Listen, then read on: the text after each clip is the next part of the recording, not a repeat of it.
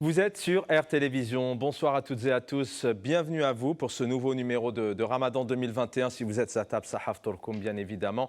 Et on espère pour toutes et tous que ce Ramadan a bien commencé, que vous allez tous bien. Prenez soin de vous.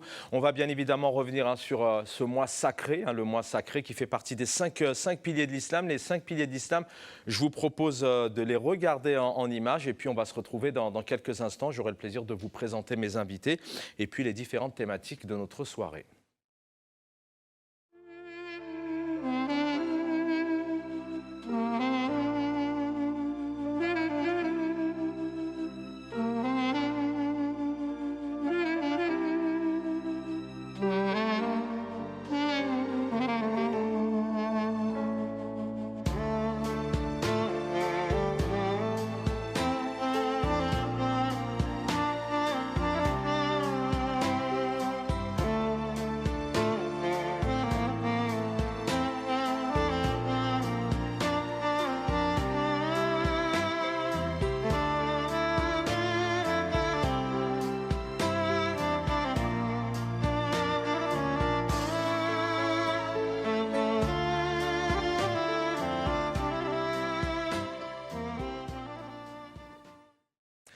Voilà, le mois sacré, bien évidemment, le mois de Ramadan qui a maintenant commencé il y a quelques jours. Nous allons revenir sur ce mois sacré, ses valeurs. Nous allons aussi parler d'actualité avec nos invités, notamment le gouvernement, Marlène Schiappa, qui, à partir d'aujourd'hui, donc installe les États généraux de la laïcité qui ont pour objectif de toucher la jeunesse et d'avoir un débat apaisé sur ce sujet. Un sujet sensible, bien évidemment, on en parle et ça fait polémique.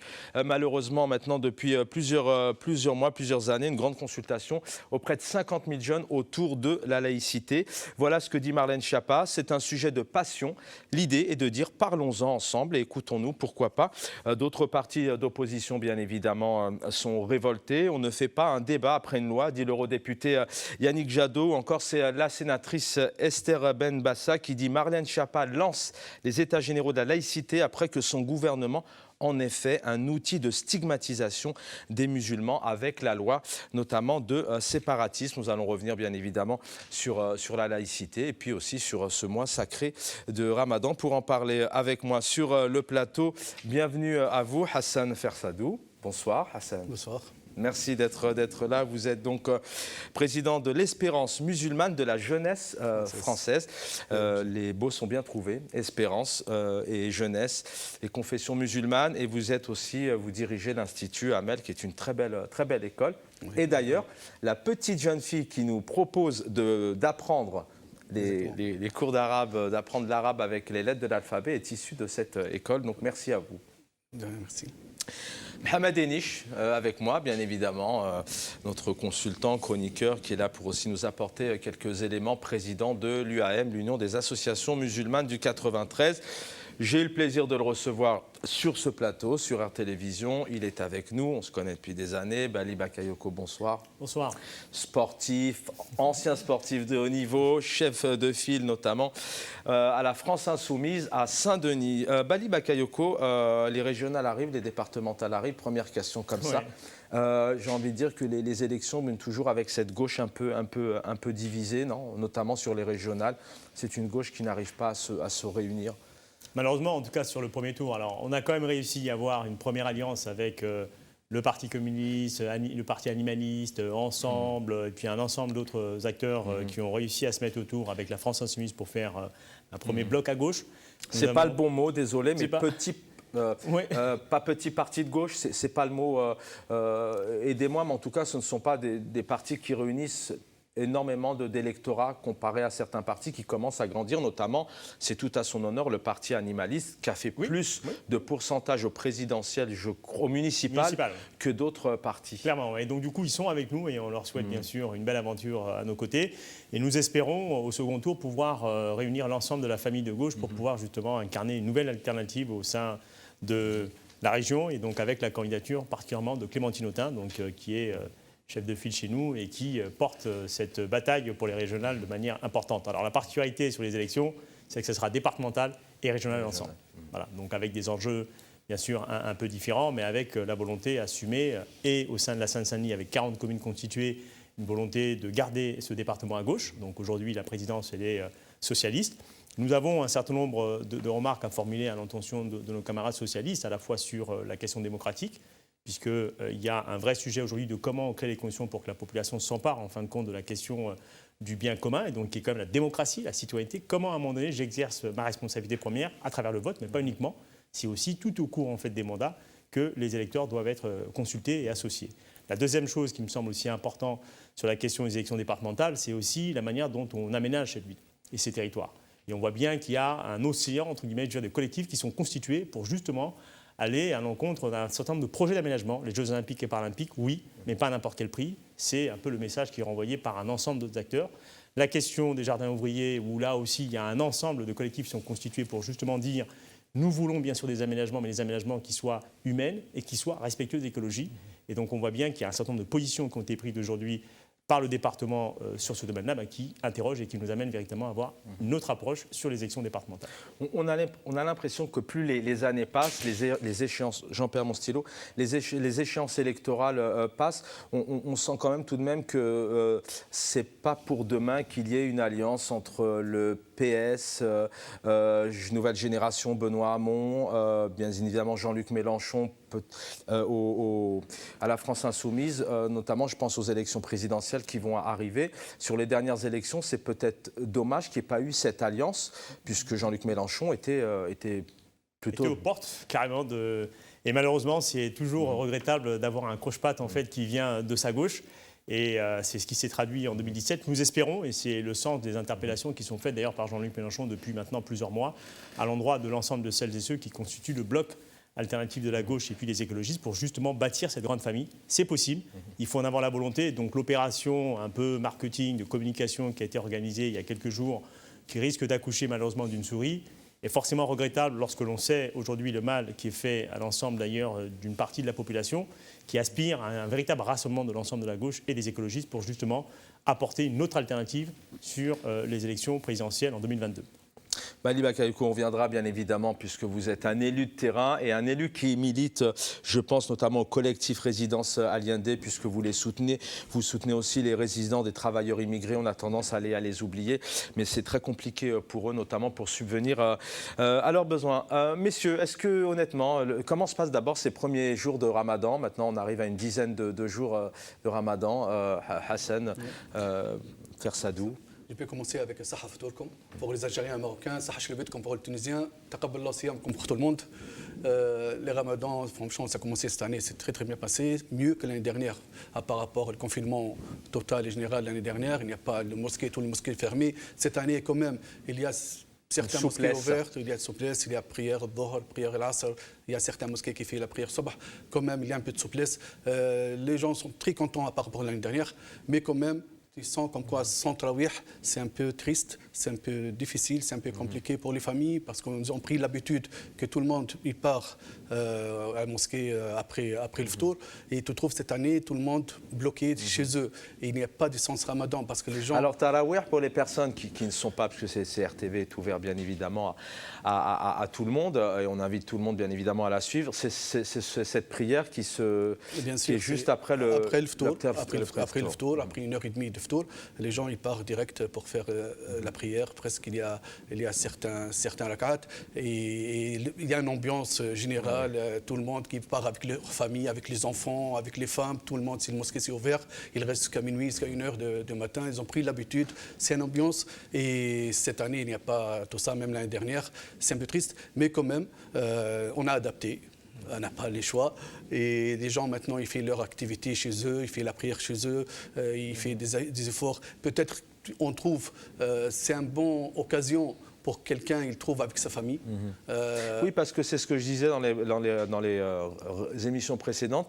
Ce confinement, tant bien que mal, et on bien évidemment, encore une fois, penser à toutes les personnes qui ont disparu et qui souffrent aujourd'hui, mais il a apporté tout de même des éléments positifs de se recentrer avec sa famille, de penser à ses proches, de retrouver aussi ses valeurs qui sont les valeurs du Ramadan. Bien sûr, bien sûr. Surtout, tu trouves quelquefois les parents en général qui travaillent toute la journée, qui rentrent à 18h, qui mangent et après direct ils partent à la mosquée ou il reste 2h, 3h, ils ne trouvent pas le temps pour rester avec sa famille.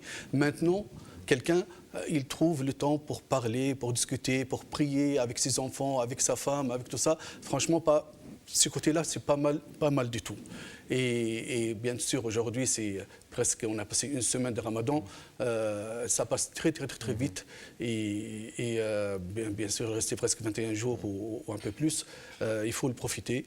Bien sûr, ce mois de Ramadan, c'est un mois d'adoration.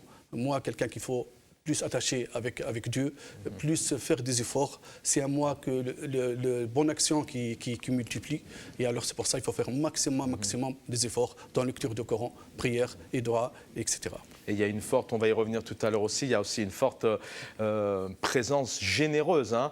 Nous, on a le plaisir sur RTV d'aller à la rencontre hors émission sur le terrain. Et il y a énormément d'associations qui proposent, notamment dans le cadre des mosquées, qui font 500, 700, 800, 1000 repas tous les jours. Offert à tout le monde, et ça c'est aussi les valeurs notamment de l'islam. Je vais vous redonner la parole. Oui. Bali, d'abord une question, qu'est-ce que le ramadan pour vous? Mais pour moi déjà, moi je suis au-delà de la question, de la question entre guillemets politique. Moi je suis un enfant qui a baigné en fait dans l'islam, qui est ma religion, et qui je pratique de manière assumée, bien sûr dans le respect des principes de la laïcité. C'est quelque chose que j'assume pleinement. Vous jeûnez? Je jeûne. Je suis en plein ramadan depuis le début d'ailleurs. Ma femme est tunisienne, on a 4 enfants et je trouve que le premier jour de ramadan, parce que c'est ce qui m'a le plus ému, mon dernier enfant en fait qui a 6 ans, que je ne pensais pas qu'il faisait le ramadan et je vois, parce que c'est l'occasion bien sûr de se retrouver tout en famille, je m'assois à côté de lui, je vois qu'il est assis et qui joue en même temps et je vois légèrement sa lèvre un peu sèche, donc je lui dis mais qu'est-ce que tu as déjeuné tout ça? Il me dit non, je fais le ramadan.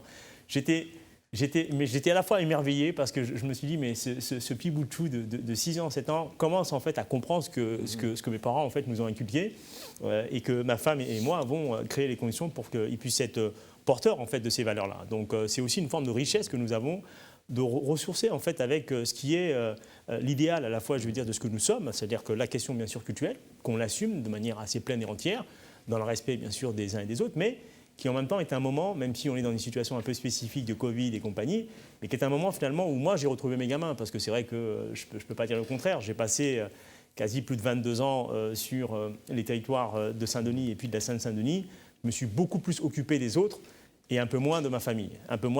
Et c'est vrai que ce sont des occasions qui ont été pour moi des occasions extrêmement importantes de retrouver des fondamentaux avec des enfants que j'ai vu grandir un peu de manière un peu éloignée. Donc ça se passe très très bien. J'ai pas de difficulté parce qu'en fait je suis pas un grand mangeur moi en temps général. Alors c'est la question que je vais vous poser dans quelques instants. Mais définition du ramadan, quelques secondes pour vous. Alors bien évidemment c'est rester sans manger et boire, mais pas que, je crois. C'est pas que ça. C'est à la fois revenir. Alors moi je suis pas un très grand quand je dis pratiquant, c'est-à-dire je suis pas un très grand en termes de connaissance en fait de l'ensemble des sourates. Donc j'ai 4-5 sourates en fin de compte que je maîtrise à peu près bien et donc je fais l'ensemble quasiment, je veux dire, de mes prières avec ça. Avec bien sûr toute la bénédiction que j'appelle des uns et des autres pour pouvoir m'accompagner dans cet exercice-là. Donc c'est la question de revenir en fin de compte, je veux dire, à son histoire culturelle, parce que c'est extrêmement important. Mais c'est un moment aussi où on apprend. Moi, je bouquine, j'ai les petits bouquins que d'ailleurs mon défunt père m'a donné avant de décéder, qui est un petit livre en fait qui revient sur des fondamentaux en fin de compte, quoi, et qui me permettent de réapprendre en fait, parce que c'est un moment extrêmement puissant en termes d'enrichissement, mais c'est aussi un moment de transmission avec les enfants. Et ça, je pense que c'est aussi un élément important. Et puis après, pour moi, c'est aussi un élément de pardon. Et je voudrais prendre 2 exemples concrets. Un, j'ai eu un petit accrochage rapide avec un jeune qui justement faisait le ramadan. Et qui a la particularité parfois de ne pas toujours être lui-même, qui était très agressif. Et bon, pour une raison de stationnement, on m'avait insulté de tous les noms et compagnie. Cela, ça avait été extrêmement loin. Et qui a eu des propos extrêmement douloureux, y compris à l'endroit de mon père. Et que j'ai été amené, y compris, à pardonner. Et je lui pardonne publiquement encore là, parce que je pense que c'est aussi être dans cette période pieuse-là, d'être digne, en fin de compte, je veux dire, de ce que l'on pose. Et puis, deuxième aspect, c'est plutôt un message à l'endroit de 2 personnes qui me tiennent à cœur. Un qui s'appelle Mohamed, et puis un autre qu'on appelle particulièrement Choco, mais qui sont 2 petits frères qu'on tient beaucoup, qui malheureusement ont eu un petit accrochage visiblement. Et on leur demande vraiment la paix dans leur cœur. Et celles et ceux qui sont dans leur famille contribuent aussi à cette paix-là. Voilà, c'est la période de Ramadan, et la période du Ramadan, c'est aussi ça. Ramadan, période bien évidemment aussi d'apaisement et de se retrouver et puis de pardonner. Ahmed, de Ramadan, comment d'abord ces premiers jours se sont passés notamment autour de votre entourage, puisque je rappelle que vous êtes président de l'UAM 93. Comme mes deux prédécesseurs, donc Ramadan Mubarak à tout le monde et Sahaf Tourkom. Là, on est presque du premier tiers, puisque le Ramadan, on calcule premier tiers, deuxième tiers et le dernier tiers. Et on se prépare pour bien célébrer le dernier tiers. Premier tiers, ça s'est très bien passé. Bien sûr, comme il vient de dire Hassan, il y a une petite tristesse. C'est deuxième Ramadan sous le confinement et le Ramadan reste toujours lié avec les prières de Tarawih. C'est le moment où on se retrouve le soir et tout. Donc là, c'est pas possible pour la deuxième année de suite. Mais c'est pas grave puisqu'on commence à sortir de ce tunnel. Déjà, on arrive à faire 2 prières sur 5 actuellement. Alors que l'année passée, on ne faisait aucune prière dans les mosquées. Donc, ça va. Maintenant, le Ramadan, comme vient de dire Bayoko, c'est une occasion de voir les petits. C'est toujours les petits. Parce que c'est le moment de passer à l'âge ou l'étape adulte. L'adulte, ce n'est pas avoir 13 ans ou 18 ans, 13 ans. C'est de pouvoir faire le Ramadan. Une fois que l'enfant fait le Ramadan, on dit « Ah ben, t'es une femme maintenant, ou t'es un garçon ». Voilà, donc on regarde les petits et bien sûr s'inviter mutuellement. Et la France a une richesse, c'est sa diversité. Et on la voit pendant le Ramadan dans l'art culinaire des différentes communautés. Parce que lorsqu'on s'est fait inviter chez les Maliens, par exemple, on découvre des plats qu'on ne connaissait pas. Et c'est un moment de partage et de découverte de l'autre et surtout de générosité par rapport aux voisins, les non-voisins et même les non-musulmans. Beaucoup de non-musulmans se font inviter pendant le Ramadan. En parlant de générosité, c'est vrai qu'il y a ce confinement, notamment ne pas pouvoir se retrouver après 19h. Je rappelle que les lieux de culte, donc c'est possible, mais pas après 19h, puisque couvre-feu oblige en France. Mais en ayant rencontré quelques fidèles dans le cadre de tournage, ils sont tout de même libérés de pouvoir aller au contact de la population, d'offrir ces repas qu'ils préparent. Et ça, c'est pour eux, c'est cette année, parce que l'année dernière, si je ne me trompe pas, c'était confinement total. Donc là, il y a une vraie liberté de pouvoir aller à la rencontre et de donner ce qu'on a préparé, notamment pour le sport. Et presque toutes les mosquées préparent des iftars. Certains, ils appellent même iftar box, c'est-à-dire ils mettent tout dans une boîte. Et aux fidèles ou non fidèles, il n'y a pas de sélection ou un test. Est-ce que tu es musulman, tu n'es pas musulman? Tu te présentes devant la mosquée, tu prends ta boîte où il y a tout. Il y a les dates, il y a un plat principal, une salade, un fruit, du pain. Et tout le monde, de 200 plats par jour jusqu'à 600, 700 plats par jour. Ça dépend des mosquées et des assos.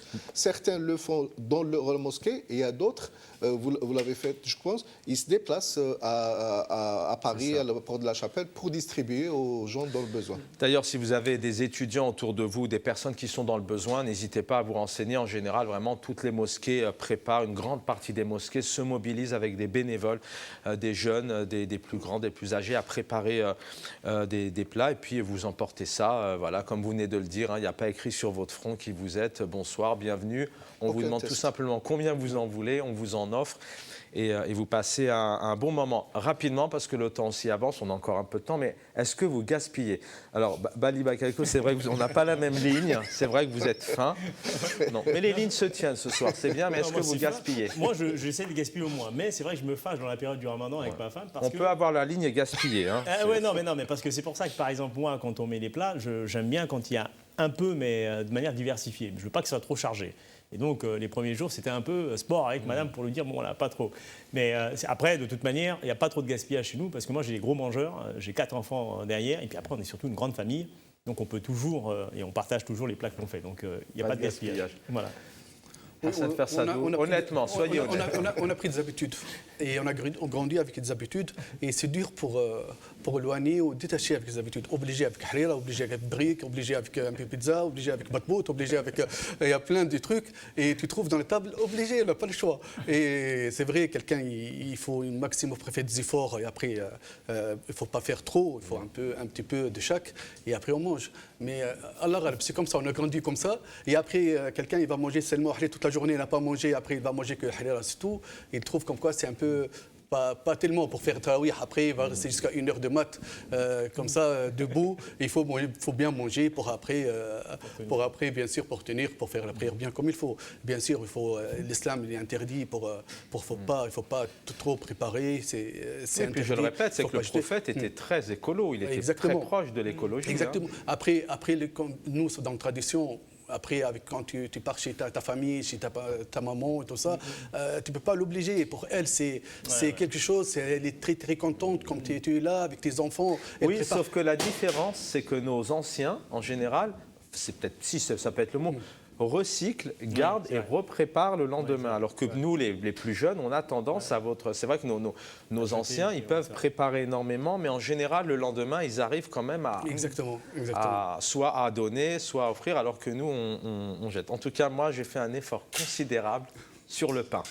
Parce qu'habituellement, non mais le pain c'est un vrai problème parce que tous les jours avant le ftour on se rend à la boulangerie, on a faim, on achète des pains nouveaux tout frais et en fait il y en a plein à la maison. Mohamed, je ne vous demande pas si vous gaspillez, je connais la réponse parce que je vais vous avoir pendant tout le mois de Ramadan. Et bienvenue encore une fois. On va donc regarder à nouveau ce spot qui nous invite, s'il vous plaît, vraiment à penser aux autres et à ne pas gaspiller. 1 milliard de personnes souffrent de la faim et de malnutrition. 1/3 des aliments produits dans le monde ne sont jamais consommés. 10 millions de tonnes de nourriture sont gaspillées en France chaque année. Au Maroc, près de 50% des aliments finissent à la poubelle. En Tunisie, 850 000 baguettes sont gaspillées chaque jour. En Algérie, le pain jeté représente une perte de 40 millions de dollars chaque année. Au Bahreïn, 40% des plats finissent à la poubelle. En France, les dépenses alimentaires d'une famille musulmane augmentent de 30% pendant le mois de Ramadan. On ne mange pas 3 fois par jour, comme en temps normal. On mange beaucoup moins et on se suffit de beaucoup moins. Pour moi, le Ramadan est un mois béni. C'est Shahr al-Taqwa, c'est le mois de la piété. Il est un mois de spiritualité et de partage. L'abstinence, le contrôle de soi. Tomber dans la surconsommation, c'est vraiment contradictoire avec ce travail d'entraînement sur soi-même. Donc chacun d'entre nous devrait réfléchir à réduire sa consommation. Se maîtriser appelle au bon geste et à l'épanouissement de soi et de sa famille. Et se concentrer sur sa démarche spirituelle et sur sa relation à Dieu. Allah Azza wa Jalla a dit « Wala tusrifu » Mangez et buvez sans gaspiller. Faisons de ce Ramadan 2017 un Ramadan sans gaspillage, une consommation juste, une consommation surtout qui sera bénéfique pour notre spiritualité et pour notre corps. Ensemble. Ensemble. Ensemble. Ensemble. Pour le Ramadan, sans gaspillage.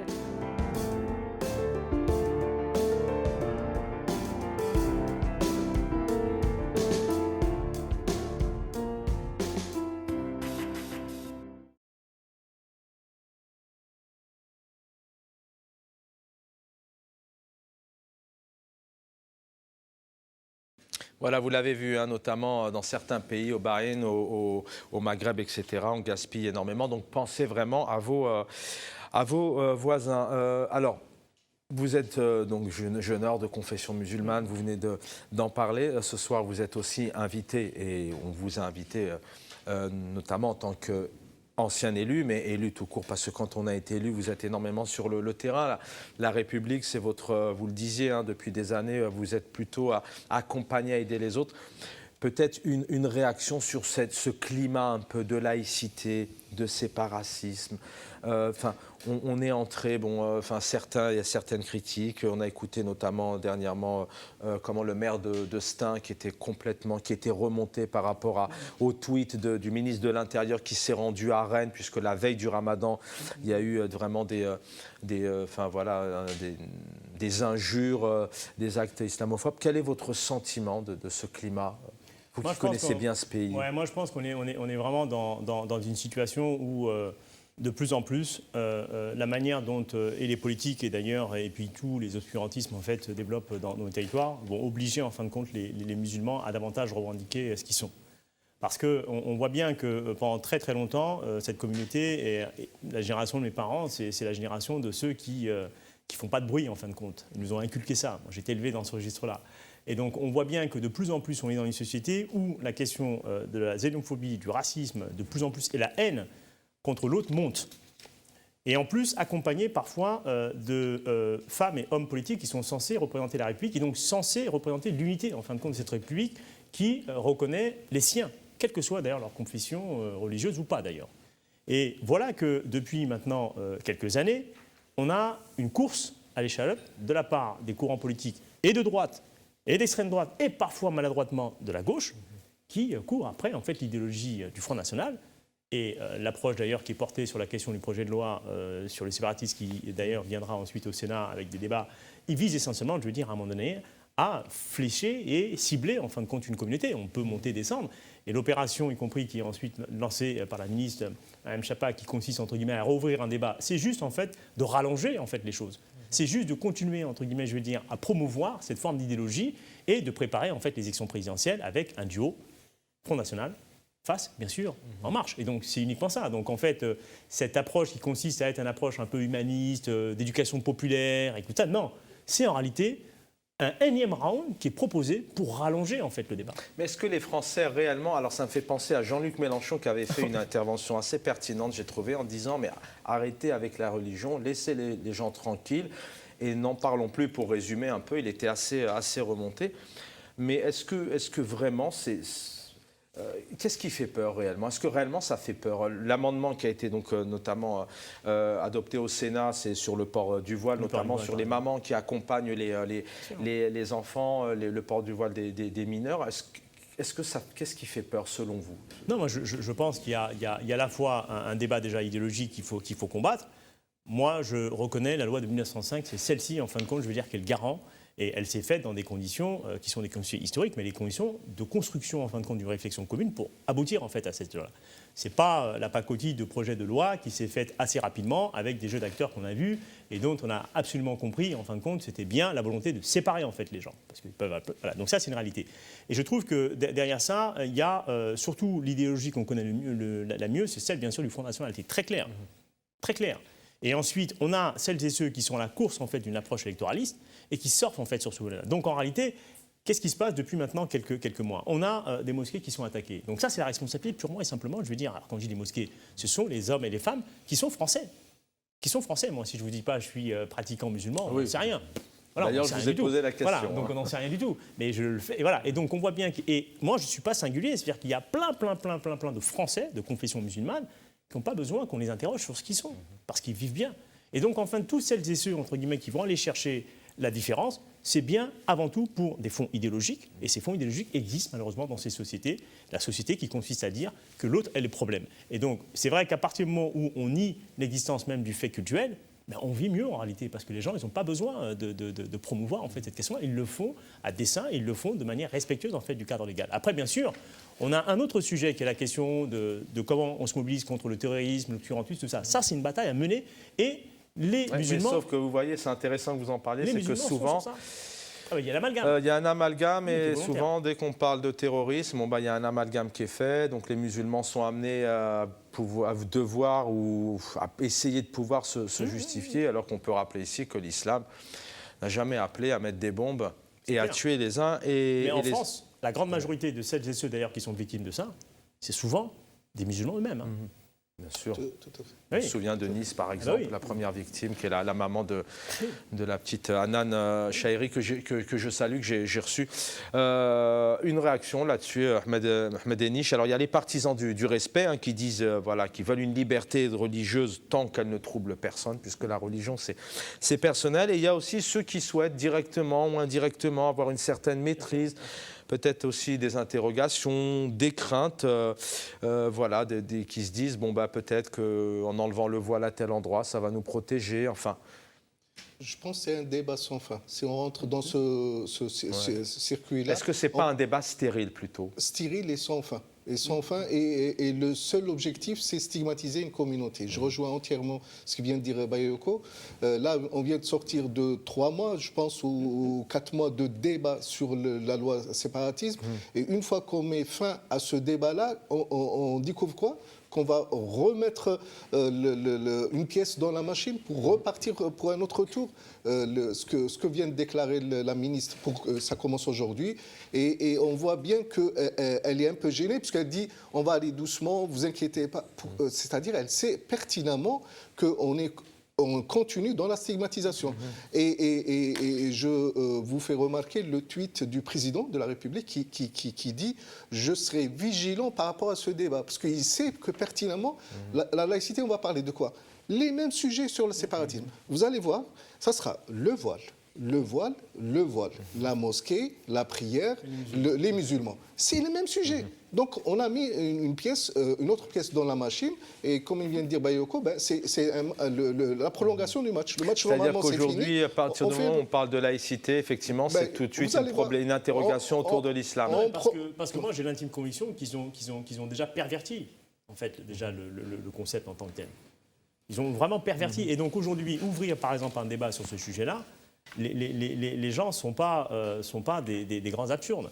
Ils ne vont pas remettre tout leur mémoire à zéro et revenir dans une... Non, ils sont chargés en fait de tout le débat puant qui a consisté à faire du projet de loi sur le séparatisme un vrai regard sur la question de la communauté musulmane, voire même à organiser le culte et tout ça. Donc les gens, ils le savent, ça.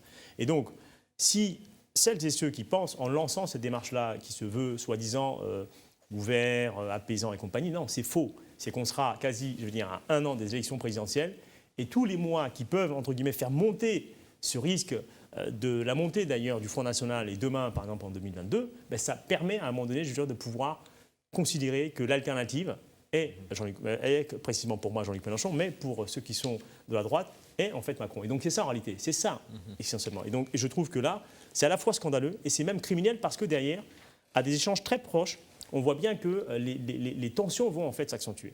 Les tensions vont s'accentuer et je crains malheureusement que ce soit à nouveau les populations musulmanes qui en fassent les frais. Et ça, il faudra que Marianne Chapin en assume la responsabilité. L'espérance musulmane de la jeunesse française, c'est la jeunesse. Vous allez réagir.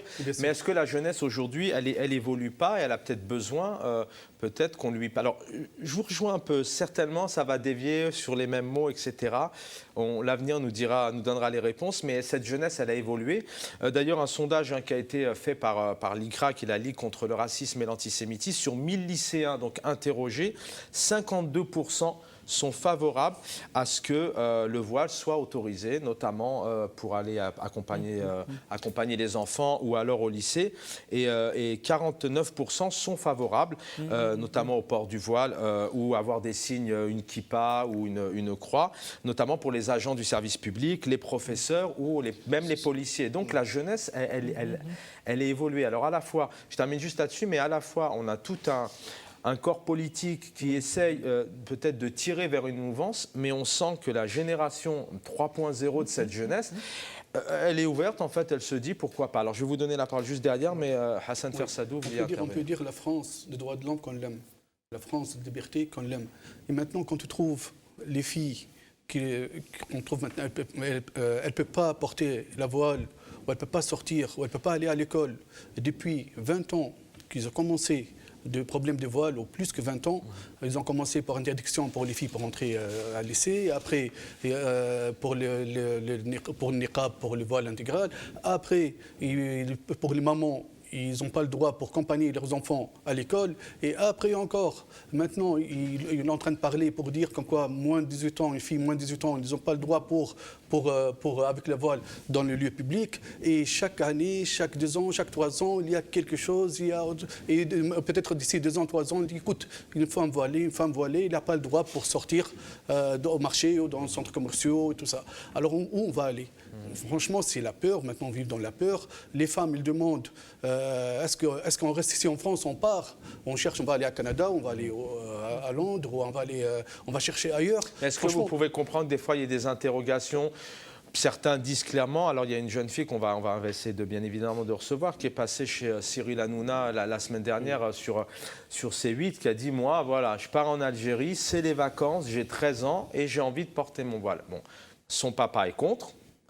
Sa maman était étonnée, et puis elle n'a ni grand frère ni grande sœur, elle est fille unique. Donc, mais est-ce que des fois vous pouvez comprendre qu'il y ait des interrogations ou des craintes qu'un papa, alors excusez-moi, je stéréotype un peu, ou que des grands frères qui forcent aussi à porter, parce que certains parlent même de signe de soumission. Est-ce qu'on peut comprendre ces interrogations? Franchement, moi, je n'ai pas vu personne qui force les enfants pour porter le hijab ou le voile. Je n'ai pas vu. Et personne, c'est le contraire. Chacun est libre. Et toutes les filles maintenant, toutes les femmes qui portent le hijab, c'est eux-mêmes, c'est leur choix. Il n'y a pas personne qui le force. Personne n'existe pas. Mais le problème, c'est pas ça. C'est pas pour forcer tout ça. Mais quelqu'un, il trouve mieux avec le hijab. Il veut sortir comme ça. Il trouve comme quoi il adore Dieu parce que le Dieu il a demandé pour porter le hijab. Alors ça veut dire son choix. Comme quelqu'un il fait le Ramadan, comme quelqu'un il fait la prière. Alors pour la femme, elle dit écoute, moi je veux faire. Ça veut dire c'est une adoration. En fait, pour être clair, vous avez envie qu'on vous laisse tranquille. Bien sûr. Chacun est libre, chacun fait ce qu'il veut. Je ne force pas ni ma femme ni ma fille pour porter le hijab. Si elle ne veut pas, elle ne veut pas. Mais elle sait qu'en quoi, ça veut dire que je ne force pas mon fils pour faire la prière, ou je ne force pas ma femme pour faire la prière. Elle sait comme quoi c'est un devoir pour prier, c'est un devoir pour faire le ramadan, c'est un devoir pour porter le hijab. Et c'est chacun son choix. Et après, chacun est libre, il fait ce qu'il veut. Ça veut dire qu'on vit dans un pays de liberté, où n'importe où, dans tout le monde entier, quelqu'un est libre, il fait ce qu'il veut. Ça veut dire qu'on ne pousse personne pour adorer, ou pour pousser pour aller à la mosquée, pour prier, ou pour porter la voile. Alors maintenant, franchement, on vit dans la peur.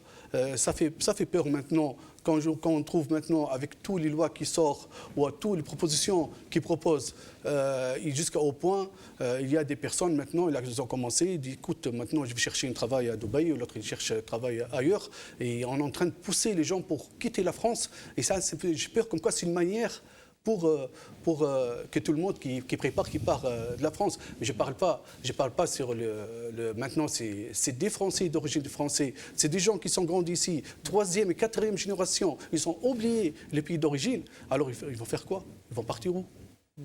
On n'a pas le choix. Ici, ça veut dire 2e, 3e, 4e génération, ils ont grandi ici, ils ont le droit pour vivre ici, et comme ils veulent. Ça veut dire si quelqu'un veut porter la voile, il porte la voile. Si quelqu'un ne veut pas porter, il ne porte pas. Si quelqu'un devient un chrétien, il devient un chrétien, l'autre devient un juif. Et ça, chacun, ça veut dire c'est une liberté totale.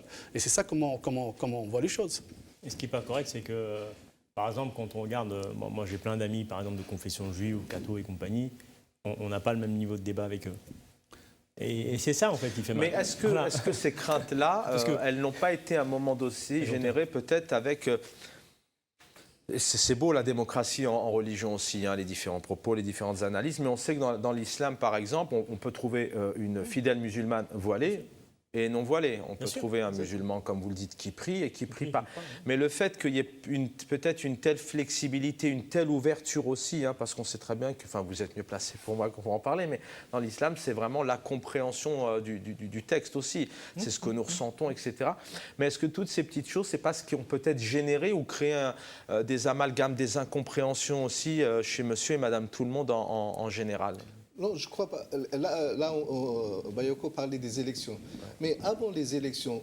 Parce que c'est un long débat, le voile notamment... Avant de parler des élections, Front National va gagner ou va pas gagner, ce qu'on a oublié, c'est que le Front National a déjà gagné la bataille idéologique. Oui. Les thèmes du Front National sont les thèmes nationaux. On ne parle que des thèmes du Front National. C'est lui qui a installer et figer le débat et les sujets qui doivent être débattus. Donc déjà, il a gagné le débat idéologique. Il reste juste qu'il concrétise ça par les urnes. Et donc, il est proche du pouvoir. Vous avez posé une question qui m'a choqué. Je ne suis pas sûr. Juste une chose. Vous avez posé une question qui m'a choqué. Vous lui avez dit, est-ce que vous comprenez que le voile gêne?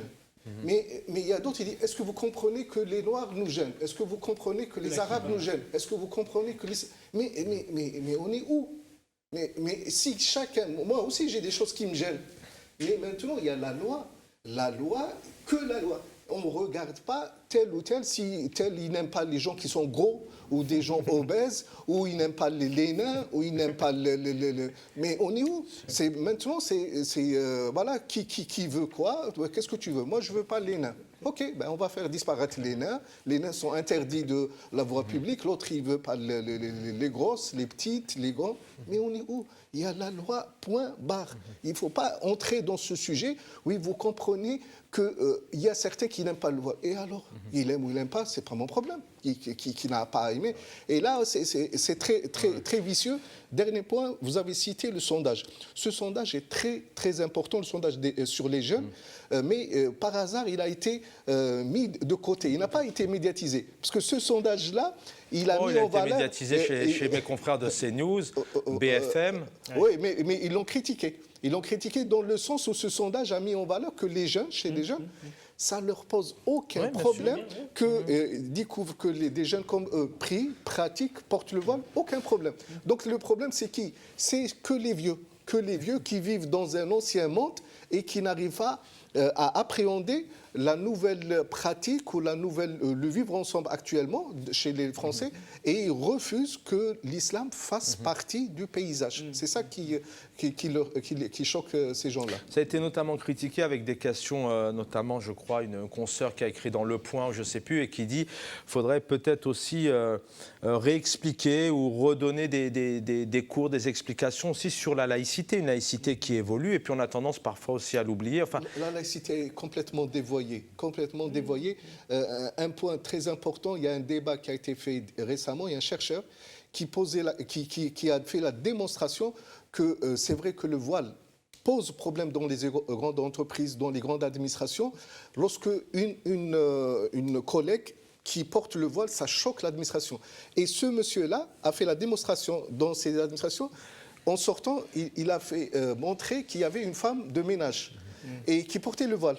Il lui a dit, vous travaillez ici? Elle a dit oui. Depuis combien de temps? Elle a dit depuis 10 ans, 15 ans. Il dit, pourquoi celle-là ne pose pas problème? 15 ans qui porte le voile ne pose pas problème. Pourquoi? Parce qu'il y a un problème de classe. Lorsque le voile est porté par une classe inférieure, ça ne pose aucun problème. Lorsque c'est un collègue ou un intellectuel ou quelqu'un dans un ministère porte le voile, là, c'est la fin du monde. Ouais, non, on ne l'accepte pas, le voile. Et encore, si c'est un éboueur qui fait la prière ou quelqu'un qui travaille chez Renault, il n'y a pas de problème. Mais quelqu'un qui est à l'université, qui veut prendre un quart d'heure pour faire une prière cachée, ben là, c'est la fin du monde, parce que c'est l'université. Et encore, y a-t-il réellement des classes entre les différentes fonctions? Alors chez Renault, chez Citroën, chez Peugeot ou chez Fiat, parce qu'on doit en citer plusieurs. La question, c'était, peut-on aussi se poser la question, pourquoi il y a ces interrogations? Parce qu'aujourd'hui, il y a des interrogations, et c'est pour ça que vous êtes là, c'est pour ça qu'RTV aussi propose ces émissions pour essayer d'apporter de la pédagogie. C'était ça le but de ma question.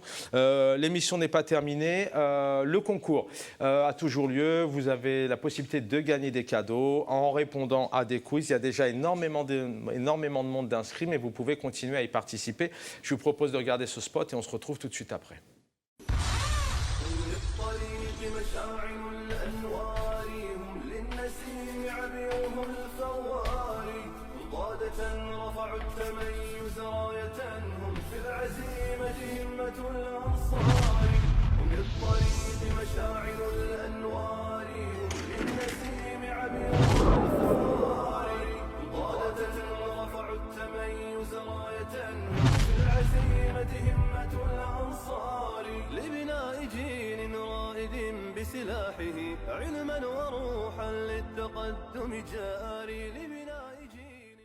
Voilà, la possibilité, les réseaux sociaux, pendant le sujet, donc Bali Bakayoko qui disait je vais proposer à mes enfants de s'inscrire. Les réseaux sociaux, bien sûr, la page Facebook et la page YouTube d'RTV, Instagram, le tweet, vous connaissez ça par cœur.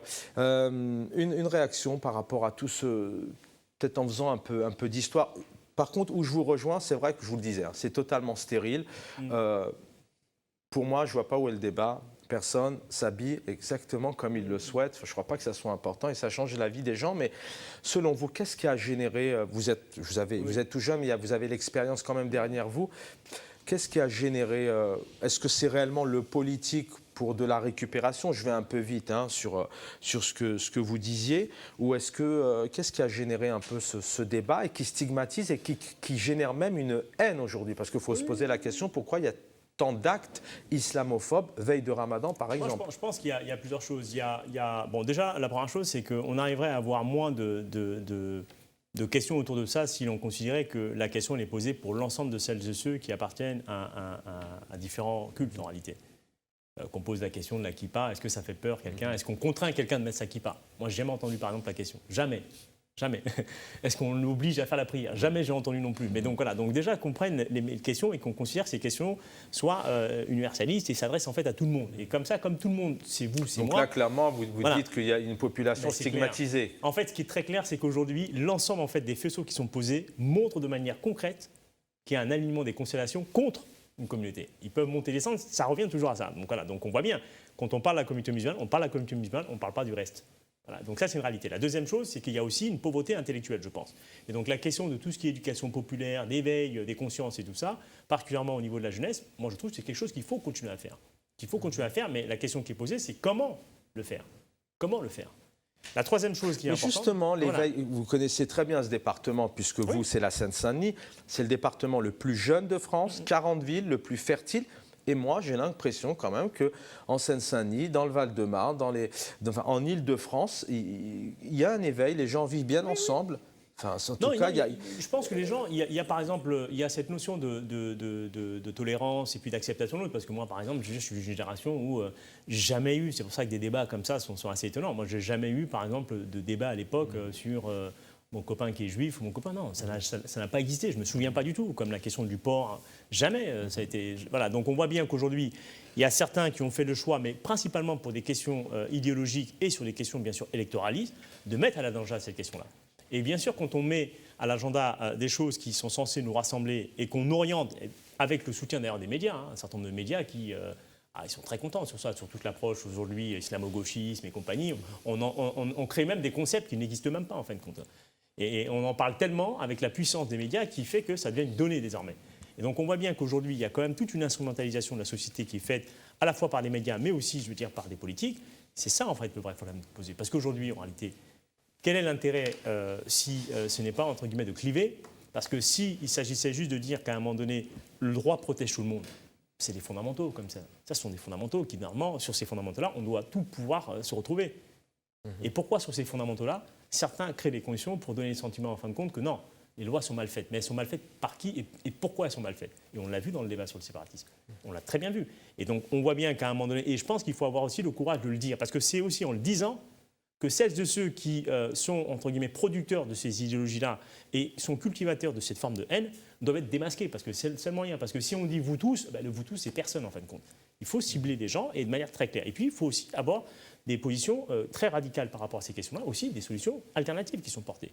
Et moi, je trouve que, par exemple, sur tout ce qui est porté sur la question de la loi 1905, rien que la loi 1905, y compris les tentatives qui ont été faites sur la loi 2004 et tout le reste, y compris la loi séparatisme, viennent, en fin de compte, je veux dire, donner en réalité une revanche à celles et ceux qui sont un peu les nostalgiques, en fin de compte, de cette loi 1905, considérant qu'en fin de compte, que la bataille n'est pas finie, quoi. Voilà. Et donc, en fait, on a une forme de revanche qui est permise par Mariam Chapa, qui propose, entre guillemets, un débat. Ceux qui ont été porteurs du débat sur la question du séparatisme, voilà. C'est une véritable industrie qui est mise en place et qui, à mon avis, risque de fractionner la société. Hamad Deniche, tout à l'heure, Hassan Fersadou disait quelque chose d'assez fort, que les fidèles ont peur. D'abord, il peut y avoir aussi des répressions violentes, hein, ça arrive, mais aussi ils ne s'y retrouvent plus. Ce sont des Français, bien évidemment. Je rappelle que la nationalité n'a rien à voir avec sa confession. Vous ressentez ça, ce climat auprès des associations musulmanes, des fidèles, cette incompréhension, on en a ras-le-bol, on parle de nous constamment? Tout à fait. La demande actuellement chez les musulmans, on n'est pas dans une demande, parce que certains disent les musulmans veulent plus. Non, on veut qu'on disparaisse des médias, qu'on ne parle plus de l'islam et des musulmans. Ça fait beaucoup. Alors la Covid vous a aidé dans ce sens, puisque pendant un an... Voilà. Et je vous donne juste un exemple. Par exemple, regardez la mosquée de Strasbourg. La loi, on prend la loi, parce qu'on reproche aux musulmans de ne pas respecter la loi. Lorsqu'ils respectent la loi, ou lorsque la loi leur donne un petit peu de droit, ben, qu'est-ce qu'on fait? On change la loi. On change la loi, tout simplement. À Strasbourg, la loi dit ce qui suit. Chaque lieu de culte, la municipalité a le droit de financer à hauteur de 10%. C'est la loi. C'est la loi. Si vous construisez une synagogue à 2 millions, donc vous aurez 200 000 euros. Une synagogue à 20 millions, vous aurez 2 millions. C'est la loi. C'est la loi qui est écrite. Avant, il y avait les autres cultes en bénéficiaient. Après, c'était le tour des musulmans. qui ont construit une mosquée. La majorité d'avant, qui était socialiste, je crois, socialiste, a accordé le principe d'une subvention. C'est une mosquée à 20 millions. Donc, la municipalité a le droit de donner 2 millions. C'est ce qu'elle a fait. Elle a donné 2 millions. Et qu'est-ce qui se passe? On demande, d'abroger cette délibération, alors que c'est un droit. Et de deux, là maintenant, on est parti où? Dans la folie. On veut annuler le concordat. C'est tout le concordat. Que les juifs et tout le monde, voilà. On va sanctionner tout le monde juste pour ne pas donner l'occasion aux musulmans d'avoir leurs droits. Il y a un détail qui a échappé à tout le monde. Vous savez, parce qu'on insiste sur le fait que la mer est verte. Voilà, la mer écologique, voilà, on sait, on voit l'idée derrière, c'est de taper sur la gauche. Mais ce qui tout le monde a oublié de dire, c'est que cette mer-là est d'origine arménienne et qui s'intéresse, c'est pas une... Parce qu'il y a des gens qui renient leur origine, mais elle valorise ses origines et elle a appris la langue arménienne. Et elle a visité l'Arménie. Et si vous connaissez l'histoire entre l'Arménie et la Turquie, et cette mère-là qui a fait l'effort de donner cette subvention à une mosquée turque, vous ne pouvez pas mettre en avant le fait qu'elle est pro-turque ou pro-islamiste. C'est que tout simplement, c'est une dame qui respecte la loi et elle a fait exactement ce que la loi lui demande de faire. Oui, puis vous êtes bien placé pour le savoir. En Seine-Saint-Denis, il y a pas mal de lieux de culte et voilà, souvent ça se fait avec les municipalités. C'est arrivé maintes fois et ça se fait normalement, correctement, dans l'intelligence. Mohamed Eni, je vais vous libérer. Je vais accueillir Naziha qui va venir nous parler d'un sujet très très important. Je ne vous en dis pas plus. Le directeur de l'Institut Hamel, il est avec nous. Eh bien, on va maintenant regarder cette jeune et adorable écolière. Voilà, Moualima, exactement. Vous allez voir comment vous allez pouvoir apprendre notamment les premiers pas pour apprendre l'arabe. Un jour, une lettre. Pendant le Ramadan, sur RTV.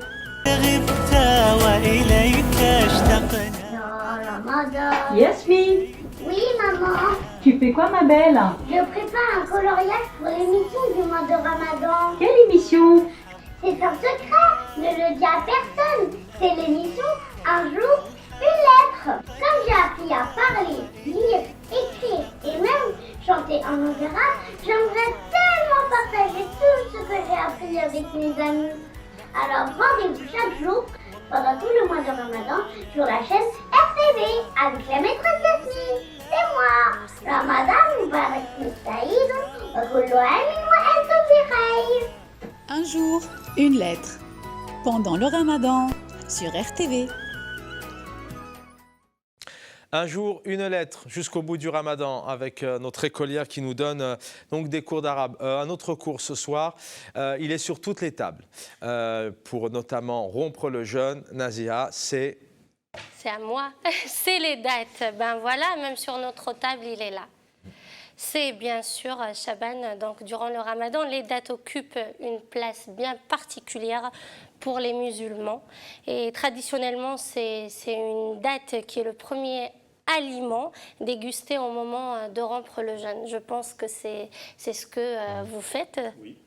Avec un peu de lait, peut-être. Les cailloux. Ah oui. C'est ça.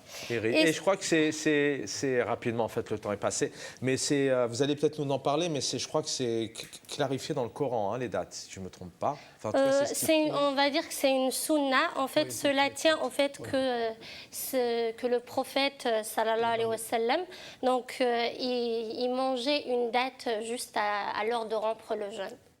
Et voilà, donc c'est une sunna et c'est dû à ça que tous les musulmans mangent une date à l'heure de rompre le jeûne. Et cela aussi a des bienfaits pour la santé Chaban. Donc manger une date après une journée de jeûne permet d'étancher la soif, d'apaiser les sensations de faim et aussi de régulariser la glycémie. Et ça prépare également l'estomac à digérer le reste du repas. Donc c'est pour ça qu'il faut toujours commencer par une date. Mais est-ce que ça fait derrière, ça fait maigrir si je mange beaucoup ou pas? Oh, maigrir, non, parce que ça comporte beaucoup de calories. Ah oui, mais en fait, la question qu'on se pose tous, pourquoi manger 3, 5 ou 7 dates? Il faut toujours manger en nombre impair. Donc, je vais vous expliquer ça. Il est recommandé de manger, comme je vous disais, 3 ou 5 dates, car elles sont une source immédiate d'énergie riche en calories et en sucre et aident le corps à rétablir la glycémie après toute une journée. Et il y a une étude américaine qui explique que le sucre contenu dans les dattes se transforme en carbone, donc base de l'énergie pour le corps, et lorsque les dattes sont absorbées en nombre impair. Voilà. Donc c'est pour cela, c'est pas par rapport à la sunna ou autre chose, mais ça c'est vraiment prouvé par des Américains. Donc c'est une étude américaine qui a expliqué que manger 3, 5 ou 7... oui, et voilà. Mais il y a une autre question, Chaban, comment bien choisir les dates? Parce qu'il faut savoir qu'il existe 300 variétés de dates. Moi, c'est simple, il faut qu'elles soient juteuses, moelleuses, que quand je tire de la branche, elles sortent toutes seules. Ah, moi, je dirais Deglet Nour, c'est la meilleure. Je ne dis pas ça parce que je suis algérienne. Ah, voilà. Alors, attention, hein, parce qu'il y a des dates. Je crois qu'il y a des dates partout, en Tunisie, en Arabie Saoudite. Oui, c'est ça. Justement, je vais donner les 4 variétés des dates les plus bénéfiques. Donc, il existe plusieurs variétés de dates, dont les plus connues sont celles provenant d'Algérie et de la Tunisie. Donc, comme je disais... Deglet Nour est la première, elle a la première place sur le podium. C'est évident. Hein? Oui, il faut être chauvin un peu. Deglet Nour, c'est la date royale et c'est une date qui est du Sahara algérien. Et elle coûte cher. Elle coûte très cher, oui. C'est pour ça que c'est la première et c'est la plus consommée dans le monde entier. Elle est très appréciée pour sa texture fondante et son goût très très sucré. Mais il y a aussi l'aftimi ou alig, comme on l'appelle. Donc c'est une variété qui est cueillie en Tunisie. Elle est considérée comme la meilleure variété aussi de dattes, comme Deglet Nour. Et elle est utilisée surtout pour la confection des gâteaux orientaux comme les makroutes. Voilà. Exactement. Et à la troisième position, on a la kenta. La kenta, c'est aussi une date très très consommée et elle vient de Tunisie. Elle est connue pour sa chair tendre et son goût moins sucré. Donc si vous aimez le sucré, vous mangez Deglet Nour qui vient d'Algérie. Les Algériens, ils adorent le sucre. Oui, c'est ça. Les Tunisiens, non. Ils aiment tout ce qui est piquant. Hein. C'est pour ça leurs dates sont moins sucrées. Et il y a la 4e variété, c'est le medjoul qui vient du Maroc. Elle est de couleur plus foncée et se caractérise par un goût extrêmement sucré. Donc les Marocains, c'est comme les Algériens, ils adorent le sucre et elle a une texture très très fondante dans la bouche. Voilà. Merci Nazia. Voilà, donc les dates... bien évidemment, à consommer sans modération. Voilà. Faire attention au sucre. Merci Nazia d'avoir été avec nous ce soir.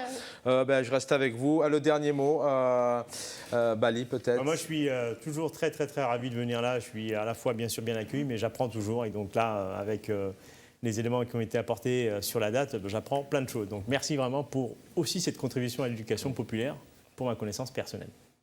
Merci Chaban pour l'invitation. Et après, à la fin, je dis bon ftour pour tout le monde. Merci infiniment. Merci à tous les trois d'avoir été avec nous. Mohamed Enish, merci aussi d'avoir participé à cette émission. Les réseaux sociaux, Sahaf Tourkoum, si vous êtes à table. On se retrouve très prochainement pour un nouveau numéro. Et j'embrasse très fort, bien évidemment, mon équipe en régie, Abdellah, Mehdi et Ramzan. Voilà, bonne... Ah d'ailleurs, c'est son mois, Ramzan, tu vois. C'est une fois dans l'année, tu es célèbre. Je t'embrasse. Bonne soirée à tous et à très vite.